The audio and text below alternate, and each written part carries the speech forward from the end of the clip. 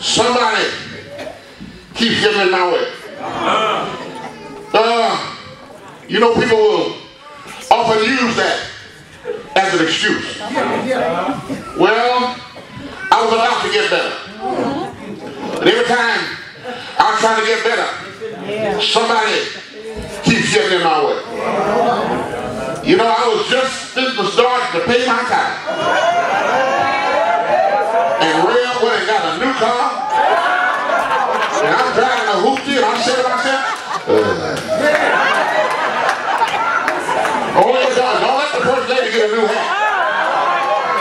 I'm keeping my money. She can afford a hat like that. I was just about to get in the choir. Let me hear somebody. Just about to get in the choir. And I heard Mary talking about Sally. And I said, I don't want to be in no mess.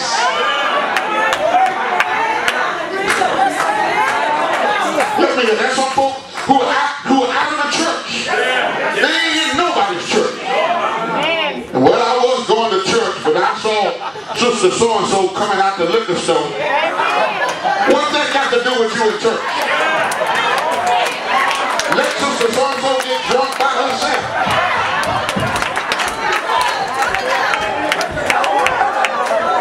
You keep staying out of church, somebody gonna see you coming out the liquor store.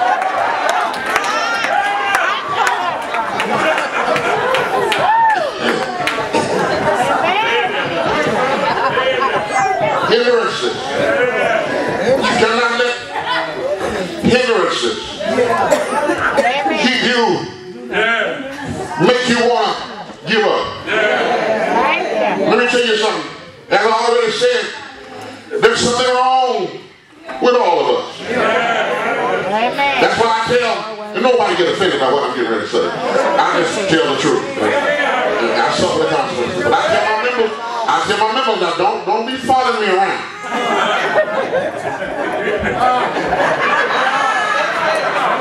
Don't be following me around, because I don't know where I'm going. I may stop back the place I ain't supposed to stop back. Oh, come on, Miss Self-Righteous. I saw that look. I saw that look. Let me tell you, you got some places you want to stop by too.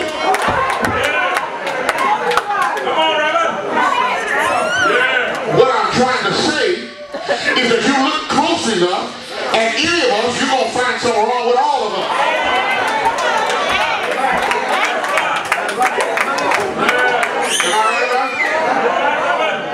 But you can't let my weaknesses, my faults, you cannot let my flaws cause you to stop working on yours.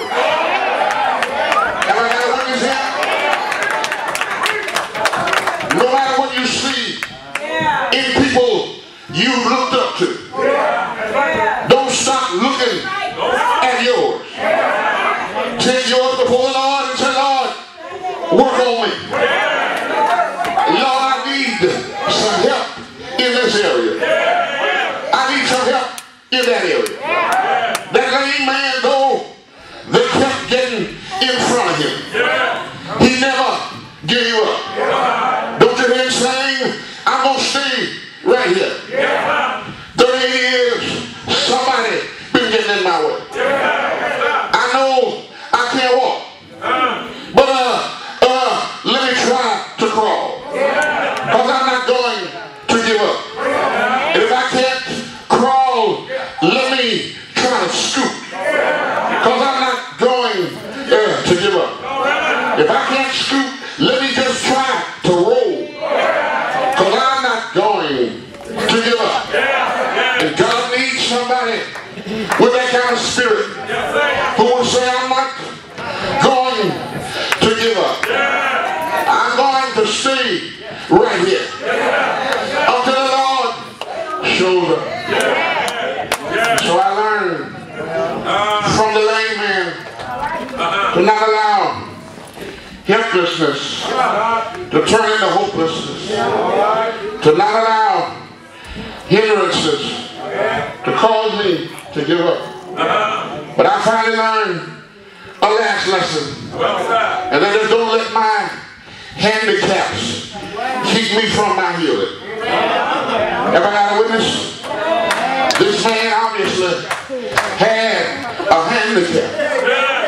Not only was he lame from birth, but he had nobody to help him get in the water.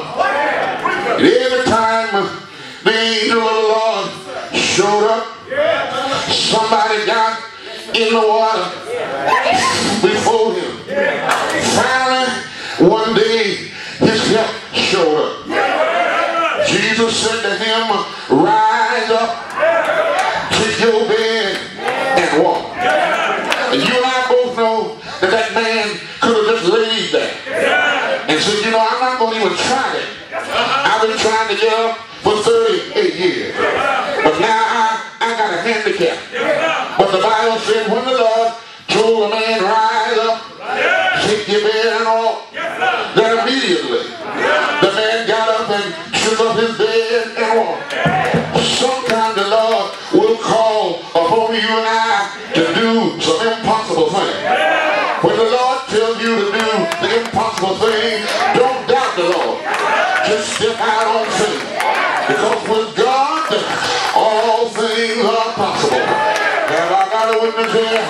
I heard the songwriter say, have you any river that sings impossible?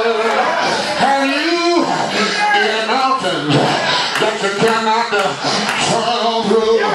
God specializes in things that seem impossible.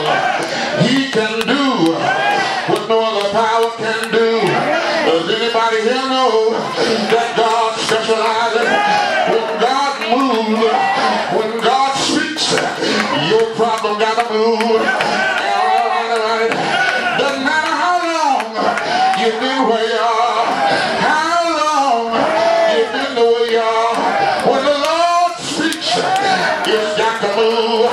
The Bible said that immediately the man took up his bed and walked. I asked the Lord, Lord, I got a problem. I'm glad to see the man walking. I'm glad after 38 years he's up walking around. But I got one problem. Why did you have him take his bed? He said, I wanted him to take the bed so that just in case he gets down the road and get beside himself, he can look at that bed and know that God can send him back to where he came from. Am I right about it?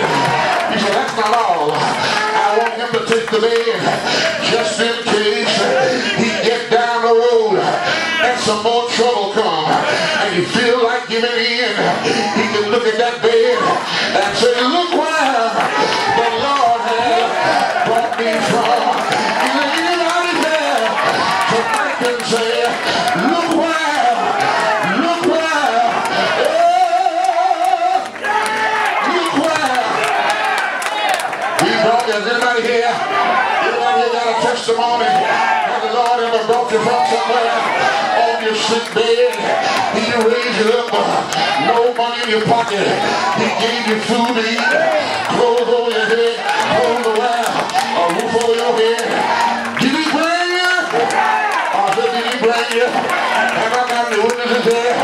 Won't the Lord make a way somehow? I heard the songwriter say, like a ship tossed and driven down by an angry sea, when the storms of life are raging and the fury falls on me. I wonder what I've done to make my race so hard to run. But I say to my soul, don't worry, don't worry, don't worry. Lord will make a way somehow.